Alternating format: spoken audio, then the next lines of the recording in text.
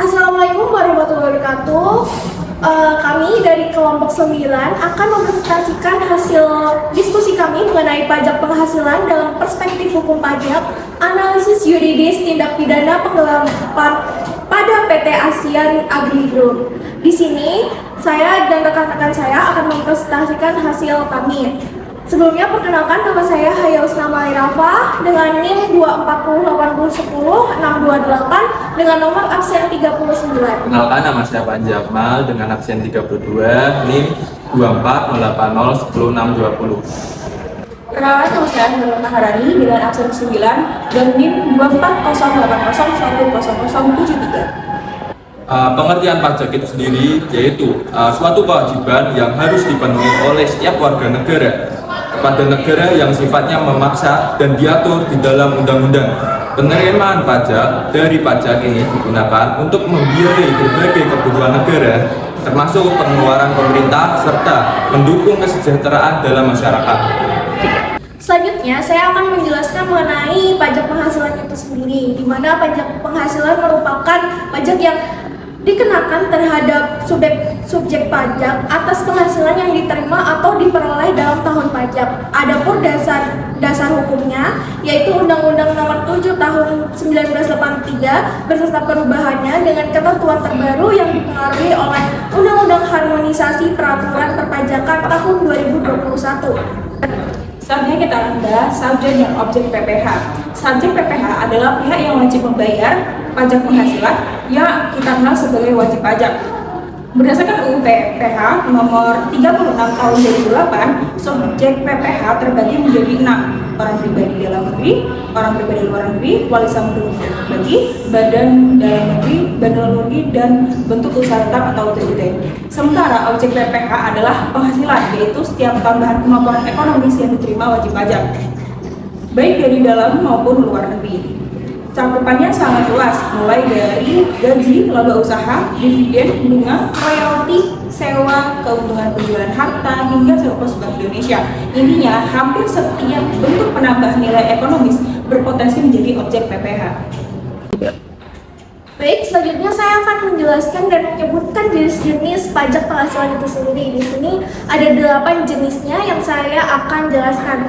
Yang pertama ada pajak penghasilan atas gaji, upah, dan juga honorarium, di mana pajak ini dikenakan atas penghasilan berupa gaji, upah, tunjangan, honorarium, dan juga pembayaran lain yang diterima oleh pegawai ataupun ASN. Yang kedua adalah PPh atas kegiatan impor dan transaksi tertentu, di mana pajak ini dipungut oleh bendahara pemerintah atau badan tertentu atas kegiatan impor atau pembelian barang dari luar negeri.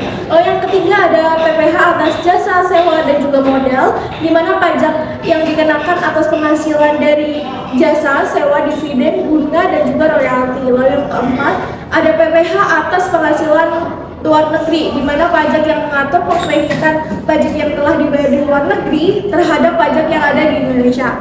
Lalu yang kelima ada PPh angsuran bulanan, yang di mana pajak ini dibayar secara cicilan setiap bulan oleh wajib pajak sebagai pembayaran di muka.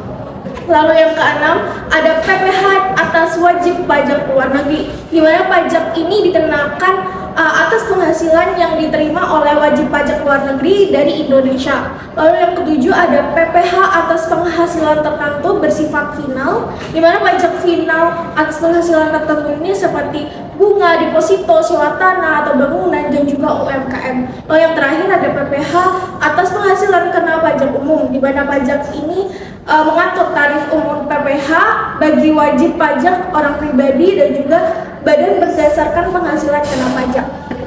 Selanjutnya kita akan membahas kronologi kasusnya. Kasus ini bermula pada tahun pajak 2002 hingga 2005, di mana AAG melakukan manipulasi perpajakan secara sistematis dengan total pembengkakan 2,62 triliun rupiah melalui penggunaan biaya operasional, rekayasa pegawai ekspor, dan pengecilan pendapatan penjualan. Dana hasil penggelapan kemudian dialirkan ke perusahaan-perusahaan fiktif di negara tax haven seperti Hong Kong, Mauritius, dan British Virgin Island. Lalu kasus ini terbongkar pada November 2006 ketika Vincent selaku Group Financial Control AG membobol berangkas perusahaan di Singapura. Ia kemudian menyerahkan diri ke KPK pada 1 Desember 2006 beserta dokumen bukti skema transfer pricing ilegal AG yang lalu diteruskan ke DCP. Proses hukum berjalan panjang. Vincent divonis 11 tahun penjara pada 2008, lalu pada 2012 Mahkamah Agung memvonis Paul selaku tax manager AAG bersalah dengan denda pidana 2,52 triliun rupiah. DCP kemudian menerbitkan 108 SK PKB senilai 1,96 triliun rupiah pada 2013. Namun seluruh keberatan yang diajukan AAG ditolak. Pada 2015, MA menolak seluruh peninjauan kembali AAG melalui 3 putusan sehingga kewajiban pajak AAG bersifat final dan mengikat. Selanjutnya yaitu hukum pelanggaran. Pada pasal 39 ayat 1 huruf D dan F dalam UU KUP mengatur bahwa setiap orang yang dengan sengaja menyampaikan surat pemberitahuan atau SPT atau keterangan yang tidak benar atau tidak lengkap serta menunjukkan atau menggunakan dokumen palsu dapat dikenakan sanksi pidana. Ancaman hukumannya berupa pidana penjara paling singkat 6 bulan dan paling lama 6 tahun serta denda sebesar 2 hingga 4 kali jumlah pajak yang terutang. Selanjutnya kepada pasal 372 KUHP mengatur tentang tindak pidana penggelapan, yaitu perbuatan memiliki atau menguasai secara melawan hukum suatu barang yang seluruhnya atau sebagian merupakan milik orang lain atau negara. Atas perbuatan tersebut pelaku dapat dikenakan sanksi pidana penjara paling lama 4 tahun. Dan yang terakhir pada pasal 3 UU nomor 8 tahun 2010 tentang tindak pidana pencucian uang mengatur bahwa setiap orang yang menempatkan, mengalihkan atau menyembunyikan asal-usul harta kekayaan yang dikenakan atau diketahui atau patut diduga berasal dari tindak pidana dapat dipidana. Ancaman sanksinya berupa pidana paling lama 20 tahun serta denda paling banyak sebesar 10 miliar.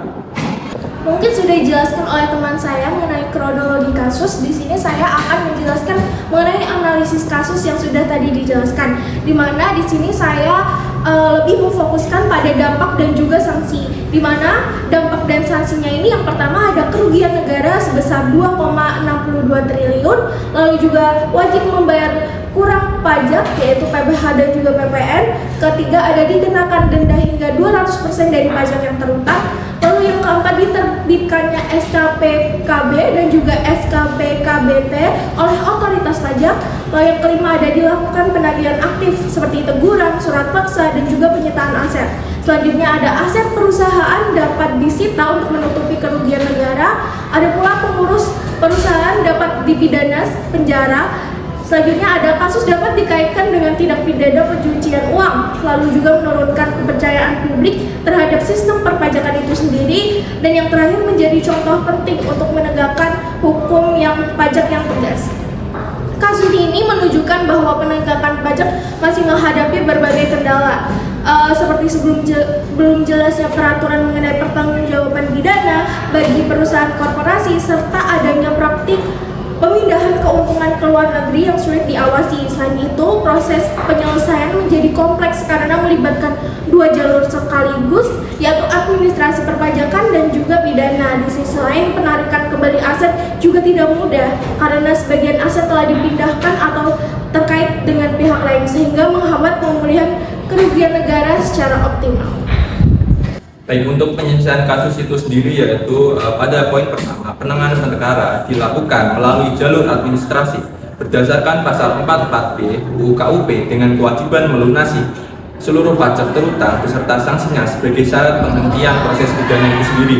Dan selanjutnya yaitu proses hukum tetap dilanjutkan hingga tingkat Mahkamah Agung yang menempatkan atau menetapkan kewajiban pembayaran kekurangan pajak atau denda. Negara melakukan tindakan penegakan secara tegas melalui penyitaan aset dan penagihan fiktif guna mengembalikan kerugian negara itu sendiri. Dan yang terakhir yaitu perlu adanya peningkatan pengawasan, keterbukaan kepemilikan perusahaan, serta kerjasama lintas negara untuk mencegah terulangnya kasus serupa. Setelah pemaparan sebelumnya, kita sampai pada solusi atau upaya perbaikan dan juga kesimpulan. Pada solusi dan upaya perbaikan, dari kasus AG ada 6 upaya perbaikan yang perlu dilakukan. Pertama, mewajibkan transparansi beneficial ownership agar perusahaan fiktif tidak mudah dibentuk sebagai kendaraan penggelapan pajak. Kedua, merevisi UU KUP untuk mengatur secara eksplisit pertanggungjawaban pidana korporasi, bukan hanya menjangkau pengurusnya saja. Ketiga, memperkuat pengawasan ke transfer pricing dengan kewajiban dokumentasi yang lebih ketat. Keempat, memperluas kerjasama internasional melalui program ALI agar aliran dana ilegal luar negeri dapat terdeteksi. Kelima, menyinkronkan jalur administratif dan pidana agar tidak saling berbenturan secara prosedural. Dan keenam, memperkuat mekanisme out of court settlement dalam pasal 44B UU KUP dengan prosedur yang lebih jelas dan kepastian hukum yang lebih kuat. Lalu, sebagai kesimpulan, kasus PT Asian Agri Group membuktikan bahwa penggelapan pajak berskala besar tidak hanya merugikan keuangan negara, tetapi juga mengancam integritas sistem hukum secara keseluruhan.